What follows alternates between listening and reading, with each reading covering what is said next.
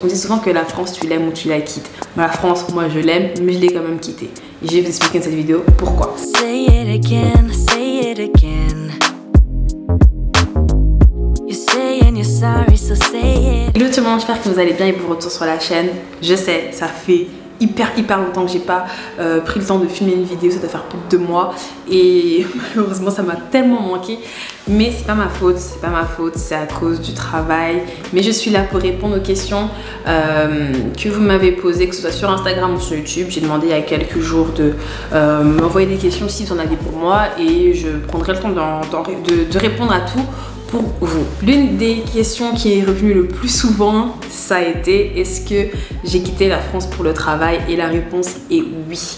Ça fait 3 mois maintenant que je ne suis plus à Paris, que je ne suis plus en France. Ça fait très bizarre en fait. Ça fait très bizarre de se dire que j'ai vraiment quitté la France pour le travail, mais je pense que c'était une bonne chose pour moi et c'est une nouvelle aventure que j'avais envie de tester. Quelques informations sur le Luxembourg pour ceux qui ne connaissent pas ou ceux qui connaissent un petit peu moins, mais je pense que tout le monde connaît. Le Luxembourg, c'est un tout petit pays qui se situe entre la Belgique, l'Allemagne et la France. Donc c'est vraiment un pays enclavé entre 3 gros pays, à peu près 600 000 habitants, donc très peu. Il y a 100 000, si je compte 150 000 à peu près, luxembourgeois, et le reste des habitants ce sont des expatriés, des étrangers qui se sont installés pour venir travailler au Luxembourg. Luxembourg aussi, énorme capitale européenne, grande place financière, mais vraiment très grande place financière. Le Luxembourg également a la population la plus riche en PIB par habitant. Je pense que le PIB annuel, le revenu annuel moyen au Luxembourg est de 60 000 euros, 61 000, 62 000 euros, comparé aux 40 et quelques mille euros français. Et encore, je suis même pas sûre que tout le monde gagne 40 000 euros en France. Enfin bref, je suis pas très sûre de mes chiffres, à vérifier. Franchement, quand je vois ce que je vois au Luxembourg, je comprends. La statistique, elle a l'air cohérente dans le sens où il faut voir, les gens ils sont sapés, ils ont les sous, ça se voit en fait. Tu sens que la population elle est aisée. Pendant encore mon Master 2, j'avais le choix entre Paris, qui était la suite logique, là où tous mes amis sont, là où toute ma famille est, ou Luxembourg. J'ai déjà travaillé au Luxembourg il y a 6 ans et je me suis dit, bah, ce sera forcément l'un des deux. Ma recherche d'emploi a duré 1 mois et demi. Ma recherche d'emploi n'a duré que 1 mois et demi et j'ai postulé en tout à 4 postes, 4 offres plutôt, dont 2 à Paris, 2 à Luxembourg. J'ai eu 3 ou 4 entretiens, dont 2 se sont soldés par une offre proposition d'emploi, mais les 2 offres d'emploi sont en fait à Luxembourg. À Paris, j'avais passé un entretien avant mes 2 offres d'emploi, enfin avant mes 2 entretiens luxembourgeois. J'avais passé un entretien pour un gradué de programme auquel je me suis lamentée. J'avais tellement honte. J'avais tellement honte que je me suis dit, il n'y a pas moyen que je postule encore, parce que ça veut dire que là je suis nulle, je suis nulle littéralement, et 2, il faut que je me remette en scène parce que c'est pas possible, je compte pas passer cet entretien et me lamenter encore comme ici, enfin me lamenter et me planter en fait comme je l'ai fait précédemment. C'est le 25 mars 2021, je me souviens très bien de cet appel là et du coup j'étais super contente étant donné que j'avais obtenu dans les 2 semaines qui ont suivi 2 offres d'emploi à Luxembourg. Pour moi c'était logique, j'avais même pas envie de chercher encore en fait, c'était logique que j'allais venir. Dans tous les cas c'était une des villes qui me tentait énormément et j'ai fait le choix de Luxembourg parce que les opportunités étaient là. C'est pas qu'il n'y en avait pas sur Paris, mais j'ai eu mes 2 offres d'emploi beaucoup plus rapidement à Luxembourg que sur Paris. Une des questions pour laquelle j'avais pas forcément envie de travailler en France, en tout cas en région parisienne, c'est qu'après avoir vécu 2 ans en province, même si Reims c'était pas très loin de Paris, j'étais habituée en fait à la vie rémoise, je m'étais habituée à avoir une ville assez grande mais pas trop grande, t'as eu un mode de vie beaucoup plus assez stable, j'avais un mode de vie qui était aussi, enfin j'avais un lifestyle qui était super bien, enfin entre mes revenus et le niveau de vie, enfin le niveau d'activité que je pouvais faire à Reims, c'était rien à voir, enfin les loyers sur Reims et les loyers en province et sur Paris, rien à voir. Et en plus de ça, pour ceux qui ont un petit peu suivi mon parcours, je travaillais en Ile-de-France, je travaillais à Boulogne et Boulogne-Billancourt, donc c'est bien loin là, ceux qui connaissent la ligne 9. savent très bien de quoi je parle, la ligne 9, la terminale Pont-de-Sèvres. En Ile-de-France et vivre à Reims, c'était juste pas viable en fait. L'entreprise ayant les postes que je visais était principalement à la Défense. Et je vous jure que en étant chez mes parents, je me voyais pas tous les jours de ma vie, au moins pendant 6 mois, 1 an, sachant que j'allais beaucoup travailler, aller jusque la Défense chaque matin. C'était juste pas possible. Prendre les transports, le RERD, le RERA, le métro, le monde, c'est juste pas possible pour moi. Et je savais que j'allais péter un câble. En alternance, c'était chaud, même en temps normal, parce qu'il y a toujours un problème. Les Parisiens, vous savez de quoi je parle, il y a toujours un problème, il y a toujours un mec sur les voies, il y a toujours quelqu'un qui marche sur les voies, il y a toujours un problème de signalisation, un problème opérationnel, un problème technique, il y a toujours quelque chose, et surtout à Châtelet, il y a toujours un problème et ça impacte tout le réseau. Donc au bout d'un moment, moi j'ai dit ça va aller en fait. Déjà mes trajets sont super longs, j'en ai déjà pour au moins 1h30 de trajet sans problème, mais maintenant si on a un problème à chaque fois, c'est pas possible. Mais bon, bref, Paris, je me suis dit allez hop. Je reviendrai, mais pour l'instant, je vais sur Luxembourg. Je vais vous faire la liste des avantages et inconvénients de ma nouvelle vie au Luxembourg, du travail ici. C'est mon opinion qui est encore tout frais, ça fait 3 mois que je suis là. Ça va sûrement changer en positif ou en négatif, mais c'est vraiment mon opinion à moi. L'avantage numéro 1 de Luxembourg, forcément, c'est le marché de l'emploi. Le marché de l'emploi à Luxembourg est très très dynamique. Je vous ai dit, il y a 600 000 habitants, mais si vous voyez le nombre de frontaliers, il faut que je vous trouve les chiffres, peut-être que je vais l'afficher quelque part, mais le nombre de frontaliers qui traversent chaque matin la frontière pour aller travailler à Luxembourg, c'est vraiment incroyable, d'où les bouchons. C'est aussi un marché dynamique en finance et tout ce qui est conseil également. Pour ceux qui savent un petit peu, il y a énormément d'entreprises, de fonds d'investissement, de real estate, en bref, tout ce qui est lié fonds d'investissement, argent, finance, il y en a énormément à Luxembourg. Donc forcément, la plupart des gens que vous allez croiser, la plupart des cadres, on va dire, que vous allez croiser, travaillent plus ou moins dans la finance. Et c'est mon cas. Même si le Luxembourg est un tout petit pays, c'est un pays qui est très très riche. Ce que je veux dire par là, c'est qu'il y a différentes langues qui sont parlées ici. Bien évidemment, vous avez le luxembourgeois, vous avez également le français, mais l'une des langues aussi les plus parlées, c'est l'anglais. Énormément de nationalités différentes qui travaillent aussi sur Luxembourg. En entreprise, il y a déjà 83 nationalités. Imaginez dans le pays entier, quoi. Il y a énormément de personnes qui viennent du monde entier pour travailler ici, et ça c'est une richesse qui est incroyable, parce que moi je pensais pas qu'un jour j'allais travailler avec des Moldaves, avec des Afghans, avec des personnes qui viennent d'Ouzbékistan, Azerbaïdjan, personnes qui viennent des Philippines, des Samoans, enfin bref.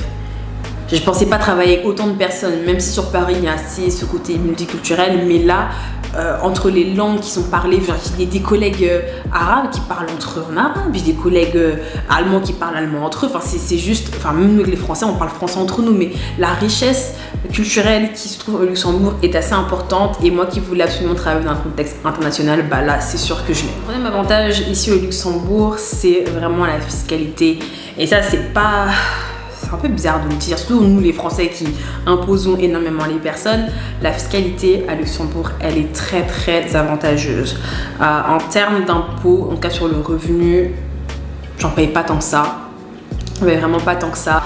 On donne une carte d'impôt qui nous permet d'avoir des réductions d'impôts sur nos salaires. Donc ça veut dire que la différence entre notre net et notre brut est assez faible. Il y a quand même une différence, hein, mais je pense qu'elle est beaucoup plus faible que mon aide d'impôt que j'aurais pu avoir si j'étais restée en France. Je perds pas, je sais pas, un tiers de mes revenus, de mon revenu, par exemple mon revenu brut, après avoir payé mes impôts sur le revenu. Donc ça c'est vraiment top. Donc forcément vous avez plus d'argent pour faire ce que vous voulez. Un autre avantage aussi au Luxembourg, c'est que les transports sont gratuits. Quand je travaillais ici, j'avais pris une carte de transport étudiante. Et à l'année, les étudiants ou les moins de 25 ans, je crois, payaient 70 € par an, ce qui représente, ça ne représente même pas 1 mois et demi, 2 mois de carte Navigo ou carte imaginaire, en fait, carte imaginaire du coup. Le Grand-Duché a annoncé la gratuité des transports en commun pour tous. sans condition, donc ça c'est vraiment super. Vous prenez le tram, vous prenez le bus, vous prenez le train sans avoir à vous soucier des contrôleurs et autres, et ça c'est vraiment chouette. Paris could never. Le Luxembourg est également un petit pays, donc c'est un petit pays de façon géographique. C'est un petit pays, donc vous pouvez traverser le Luxembourg assez rapidement. Je pense que pour se rendre depuis les différentes frontières, pour se rendre à Luxembourg sans bouchon, il faut compter entre 20 et 40 minutes. En voiture, tout est à 10 minutes. C'est pas très loin, mais quand on est en transport, c'est un peu plus galère. Mais ça, je pense que c'est vrai partout. Hein. C'est vrai partout. Mais le service public est vraiment en flic. Même s'ils sont ouverts que de 7h45 à midi, ils vont vous répondre hyper rapidement. Les appels à la CAF, il faut tout être connecté avant l'ouverture, etc. Et on prend 30 ans pour te répondre. Ça se fait pas ça ici. Ça se fait pas. Et moi, je pense que quand j'appelle, que ce soit les impôts, que ce soit la sécurité sociale ou quoi, dans les moins de 5 minutes, même du moins de 2 minutes, on me répond. C'est assez rapide. Ils sont vraiment très effectifs. Bien évidemment, on peut pas comparer la taille de la France à du Luxembourg. On fait même pas Paris, quoi. Donc c'est notre organisation, certes, mais voilà, c'est un avantage en tout cas que je retrouve ici. Les mêmes avantages engendrent parfois des très gros inconvénients. Le premier étant les loyers. Le marché de l'immobilier à Luxembourg est incroyable. Et franchement, ça me choque. Quand je cherche un appartement, je me dis c'est pas possible. Moins de 900 €, vous allez difficilement trouver un appartement ou un studio. Vous allez avoir une chambre en coloc. Je sais pas si vous êtes fan de la coloc, mais moi c'est pas du tout le cas. Donc un appartement en coloc et je dois payer 900 € par mois. Et en plus c'est pas des petites colocs de forcément 2-3 personnes. Hein. C'est souvent des colocs de 6, 7, voire 10 personnes dans des super grandes maisons avec des super grands salons, certes, mais c'est juste pas une vie. Si vous voulez un appartement similaire à ce que j'ai pu avoir quand j'étais à Reims, on va dire un 27 mètres carrés, 30 mètres carrés, il faut compter un bon 1200, 1500 € en fonction du quartier dans lequel vous vivez. Après, je pense qu'il y a des gens qui arrivent à se le permettre. Hein. Enfin, les loyers sont les salaires sont assez élevés ici, donc certains arrivent à se le permettre. Mais c'était juste, en tant que junior, c'est compliqué de se dire qu'on va mettre autant d'argent dans notre loyer, et beaucoup de gens le font. Moi, j'ai pas choisi de faire ça personnellement. J'ai trouvé notre technique et c'est pas grave, j'en parlerai un jour. Très bien, quand je suis arrivée, notre PDG a dit oui, vu que vous avez beaucoup travaillé, on vous conseille vivement de trouver un logement sur Luxembourg. Ça, je le comprends. Enfin, on travaille beaucoup et personne n'a envie de faire du trajet. Mais je pense que de son point de vue de PDG, je sais pas s'il l'oublie. Nos salaires ne nous permettent pas de bien vivre avec aussi peu d'argent après avoir payé notre impôt. Enfin, c'est juste pas possible. C'est super pas possible. Mais certains ont fait ce choix-là. Certains ont privilégié avoir de très courtes distances pour aller au travail et ont décidé de vivre à Luxembourg même.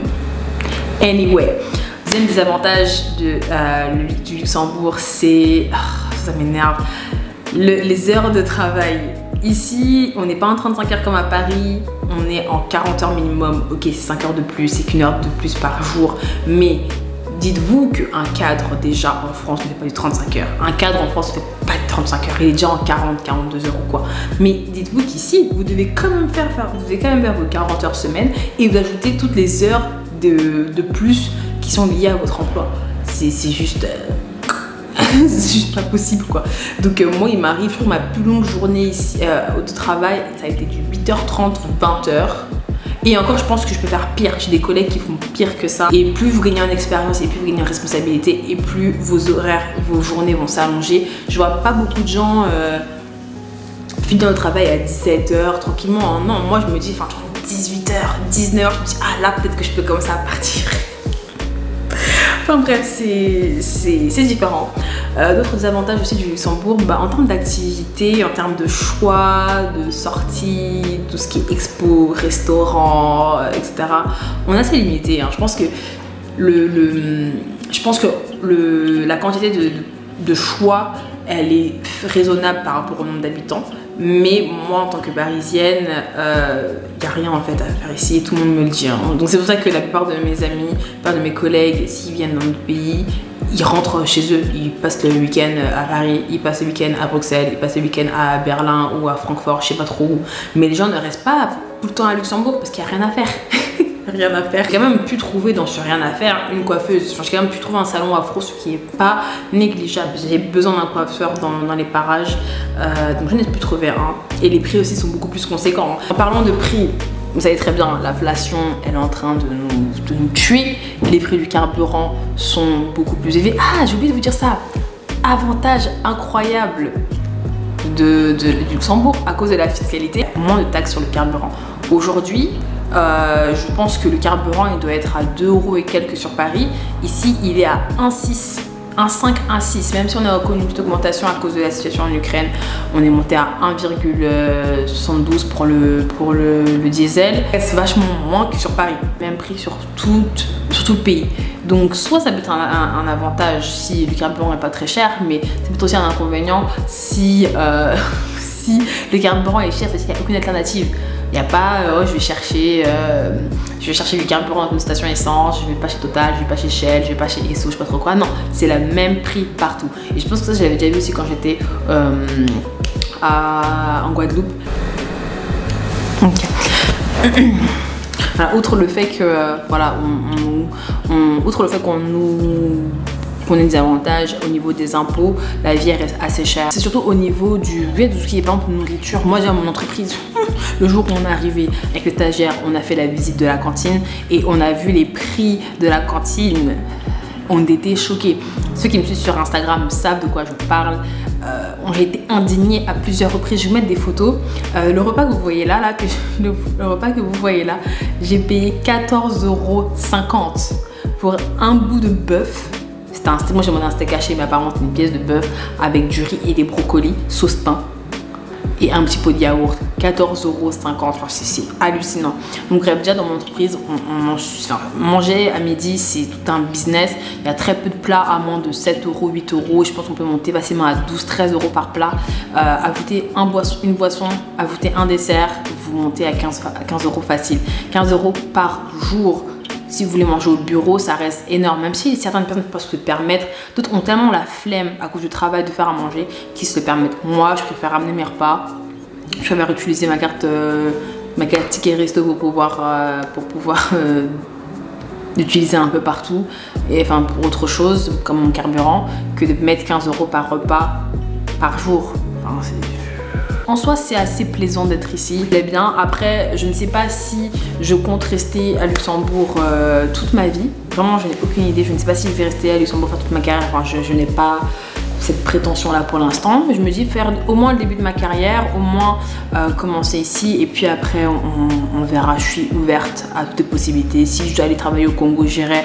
Si je dois aller travailler à Londres ou je sais pas trop où j'irai, je suis vraiment ouverte. Bon, on a d'autres questions. Donc, concernant mon travail, je peux pas donner mon... Enfin, je sais pas si je peux donner mon intitulé exact de poste. Enfin, je sais pas.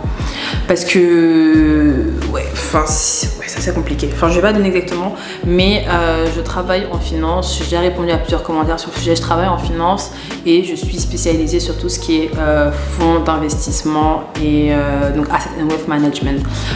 Donc voilà, j'ai vraiment fait le choix de pas trop en parler. Je parlerai dans une prochaine vidéo quand je me sentirai beaucoup plus à l'aise et quand je saurai qu'il n'y a pas de problème à parler de mon métier.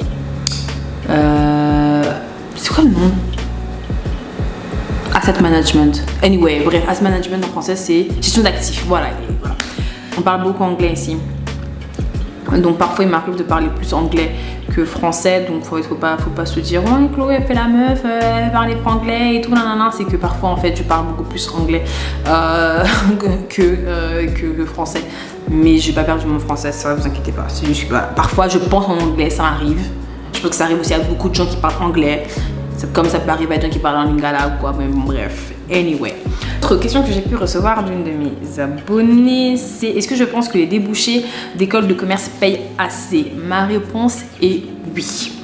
Moi, j'ai pas fait une école du top 3, j'ai fait une école du top 10, mais pour vous dire que ma recherche d'emploi était tellement courte que oui, je peux dire que ça paye. Certes, on nous met dans une box quand on est en école, on vous dit d'aller dans tel type d'entreprise, tel type de poste, que vous pensez que c'est la voie royale, même si en soi, c'est une voie qui ouvre énormément de portes après. Moi je pense que oui, il y a beaucoup d'opportunités qui s'offrent à vous après une école de commerce, mais encore une fois, faut pas aller dans n'importe quelle école de commerce. Parce que des gens qui vont dans des écoles de commerce qui sont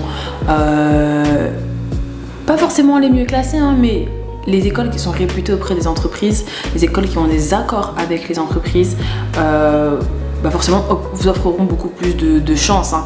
Moi je sais que tous mes camarades de promo ont trouvé un job avant même qu'on puisse avoir nos diplômes fin juillet, mais on avait tous une promesse ou plusieurs promesses de CDI, que ce soit en alternance, enfin que ce soit avec une entreprise de l'alternance ou autre. On a tous eu nos jobs plusieurs mois avant. Je pense que les premiers de ma promo qui ont trouvé leur CDI aux alentours de novembre 2020. Donc dites-vous novembre 2020 alors qu'on est diplômé qu'en juillet 2021, c'est assez fou. Donc oui, je pense que les débouchés d'école de commerce payent, mais c'est aussi l'expérience. C'est pour ça que les écoles vous disent de faire des stages, des césures, de l'alternance, etc. L'expérience, c'est ça aussi qui va payer le plus. Tu peux très bien être un étudiant d'école de commerce, avoir une super bonne école, mais si tu as zéro expérience, zéro stage, tu n'arrives pas à te vendre en entretien, ça ne payera pas. Mais voilà, je pense que oui, les écoles de commerce payent, en tout cas en termes de débouchés. Du coup aussi, quels conseils je pourrais donner pour les étudiants qui veulent entrer en école de commerce? Alors, un conseil, si j'avais un conseil à donner à tous ceux qui rentrent en école de commerce prochainement, c'est faites votre réseau, réseautez un maximum, que ce soit avec les élèves, avec les professeurs, tous les intervenants. Intercepter un maximum d'informations, c'est très important également, que ce soit au niveau des débouchés, au niveau des connaissances, etc. Essayez de capter un maximum d'informations. Faites en sorte de trouver les meilleurs entretiens, enfin les meilleures alternances, les meilleurs stages, puisque vous pouvez accomplir énormément de choses. Investissez-vous dans votre école si vous pouvez. Aidez-vous. Je ferai de l'alternance en deuxième année, c'est-à-dire que je ferai Master 1, césure, 2 stages et ensuite alternance, parce que je pense que la vie d'école de commerce, même si moi j'ai pas eu l'occasion de la vivre, ouvrez-vous au monde, franchement ouvrez-vous au monde et ça ne peut que très bien se passer. Enfin, notre question c'est: penses-tu qu'être une working girl, businesswoman est un frein pour mes relations? Pas forcément amoureuses, mais les relations en général, sociales, les amis, les proches, etc. Ma réponse est ouais. Alors je m'explique. Je pense pas que forcément, enfin je vais m'expliquer, mais je pense que ça peut freiner. Alors, quand vous avez des postes, mais c'est qui ment comme ça?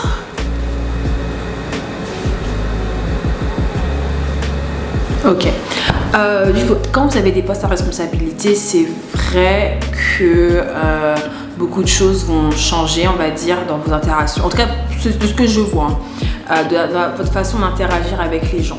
Vous allez interagir, enfin vous allez toujours faire en sorte de voir vos amis, etc. Surtout si vous vivez tous dans un même endroit, c'est beaucoup plus simple. Mais ça peut avoir un frein dans le sens où vous travaillez tellement que vous pouvez, comment dire, vous pouvez être un peu plus fatigué. Vous pouvez vite devenir casanier. Vous pouvez vite vous dire: ah bah non, en fait aujourd'hui j'ai pas envie de sortir, j'ai envie de me reposer parce que voilà, la semaine elle arrive et j'ai envie de me reposer. Et ça c'est quelque chose avec lequel je lutte actuellement. Moi je sais que oui, non seulement le fait d'être à l'étranger, bah forcément ça bloque, ça un frein en termes de relations sociales, etc. avec ma famille, mes amis que j'ai laissés en France. Mais aussi en termes de sortie, je sors pas tant que ça.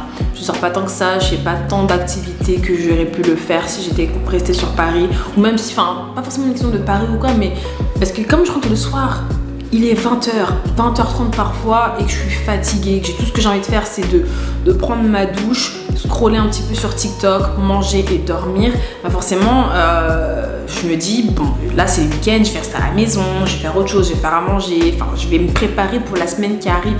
Et donc, tu te prépares tellement pour la semaine qui arrive que parfois tu t'oublies de vivre le moment présent. Et c'est ce que moi, j'essaye de retravailler. J'ai des amis, comme j'ai pu vous le dire, qui vont vraiment faire en sorte de faire la fête au maximum le week-end, même s'ils vont être un petit peu lessivés le lundi, mais ils préfèrent faire ça que de se dire que toute la semaine je travaille et le samedi, dimanche, je suis là, je suis comme ça, je fais rien. Ça je comprends et moi j'essaie de le faire. Après, en termes de relations sociales, etc., bah oui, forcément, le fait d'être fatigué, le fait d'être dans un engrenage, ça peut avoir un frein, mais le fait d'avoir votre argent, le fait d'avoir votre liberté, vous êtes plus étudiant, vous pouvez sortir, vous avez de l'argent, vous pouvez faire vos voyages, ça vous permet quand même de faire certaines choses. Aussi, en tout cas moi ce que je constate, c'est que même malgré le fait que on ne voit plus autant certains membres de la famille, etc. à cause du travail, en tout cas pour nous au Luxembourg, on se crée quand même des amitiés de malades. Ça fait 3 mois que je suis ici, mais le groupe avec lequel je suis rentrée, c'est un groupe solide. Vraiment, c'est un groupe solide. On n'est pas encore au stade où on est tous des brothers and sisters, mais on est dans le même struggle. En fait, on lutte ensemble. On lutte ensemble et je pense que j'ai rencontré mon bestie ici, en fait. Je pense avoir rencontré mon bestie. Je pense avoir rencontré des amis avec qui je vais être amie pendant très très longtemps. Et ça, c'est top parce qu'on est tous dans la même galère. On a tous les mêmes parcours, c'est-à-dire on a tous voyagé ensemble, enfin on a tous fait des voyages, on a tous vécu à l'étranger, on a tous vécu des trucs comme ça, enfin, on a tous fait certaines choses, certains accomplissements, et le fait qu'on soit tous ici à Luxembourg pour pouvoir commencer notre carrière, ben, en fait ça nous rapproche, on travaille souvent dans les mêmes équipes, enfin, c'est différent en fait. Je pense que ça diffère de la personnalité. Moi je suis quelqu'un de très casanière, etc. et j'essaie de changer ça. Je me dis ok, je vais me reposer la semaine pour pouvoir être en forme. Enfin, je vais me reposer le week-end pour pouvoir être en forme la semaine, mais parfois ça peut être un peu compliqué. Enfin bon. Ça dépend vraiment de votre personnalité. Il y a des gens qui arrivent vraiment à bosser, à voir leurs amis tout le temps, et qui font vraiment une priorité par rapport à ça parce qu'ils veulent quand même vivre et pas vivre de leur travail, mais d'autres qui arrivent un petit peu moins et on arrive vite dans un engrenage, le burn-out, etc. Donc moi j'essaie vraiment de faire quelque chose de week-end. Je pense que je vais essayer de rentrer à Paris un peu plus souvent que prévu, enfin que d'habitude. À l'heure actuelle, je pense que je suis rentrée qu'une seule fois depuis que je suis arrivée ici, mais je vais essayer de rentrer un peu plus que prévu, au moins une fois par mois, comme ça je peux voir ma famille, mes amis et autres. Aussi, maintenant qu'on est des adultes, il faut quand même se le dire, hein, maintenant qu'on est des adultes, hein, que mes amis et moi, on est tous, on est pratiquement tous hors du cursus universitaire et qu'on a tous commencé plus ou moins à travailler. On observe aussi une transition, je pense que ça arrive à tous les groupes d'amis, tous les groupes familiaux également. On observe une transition dans le sens où certains d'entre nous vont devenir parents ou le sont déjà, certains d'entre nous vont se marier ou le sont déjà, beaucoup de gens vont partir comme moi j'ai pu le faire. Et forcément, en grandissant, vos relations elles changent. Et moi j'ai pu le constater. Quand j'ai su que j'allais arriver ici, je me suis dit, est-ce que mes amis vont venir me voir? Est-ce que je vais avoir de la visite? Parce que moi, j'ai aucun problème à descendre pour voir mes amis sur Paris. S'il faut vraiment faire juste qu'on prenne à l'avance, quoi. Mais c'était une des questions, un gros questionnement que j'ai eu quand j'ai dû prendre la décision de venir ici, c'est est-ce que je vais pouvoir voir mes amis? Est-ce que mes amitiés vont rester les mêmes? Mais je pense que tu sais qui sont tes vrais, qui sont tes moins vrais. Évidemment, il y aura du tri il y a toujours un tri qui est fait, il y a toujours des gens avec qui tu parles moins. Mais voilà, tu vois aussi, quand les gens se déplacent pour toi, tu vois aussi que les gens sont... C'est un petit solide. On n'a pas besoin de se voir tous les jours, mais si je sais que je peux me déplacer pour toi et tu peux te déplacer pour moi, bah ça c'est déjà une bonne chose. Donc voilà, il faut savoir s'ajuster, hein. C'est ça la vie d'adulte. Tout ce qu'on faisait quand on était à l'école, là, c'est fini. C'est fini. Moi, ça m'attriste un peu. Mais bon, c'est la vie. Mais vraiment, un conseil pour les étudiants, profitez un maximum de vos années d'études. Et je pense que vivez le moment présent. La vie de CDI, la vie de cadre, c'est beau. On est riche. Mais il y a aussi plein de choses qui sont moins radieuses. Et ça, c'est une des réalités en fait. On vous le dit pas. Hein. On vous le dit pas. Mais voilà, c'est une des réalités différentes. Peut-être que je parlerai un peu plus de tout ça, des points positifs et des points un peu négatifs. Mais je sais pas. Mais pour l'instant, en tout cas, je pense que c'est la fin de cette vidéo. J'ai trop parlé. Je vais essayer de couper ça au montage, mais je pense que ça va trop parler. En tout cas, j'espère que j'ai répondu à toutes vos questions. N'hésitez pas à m'envoyer un mail. Si vous en avez d'autres, j'essaierai de répondre au maximum de questions. Et puis voilà. Merci de m'avoir écouté raconter ma vie. Et je vous dis à la prochaine pour une autre vidéo. Je vous embrasse. N'hésitez pas encore une fois à vous abonner, à liker, à partager. Et puis, life. Bisous, à plus, see you later. Bye yo. I'm tired.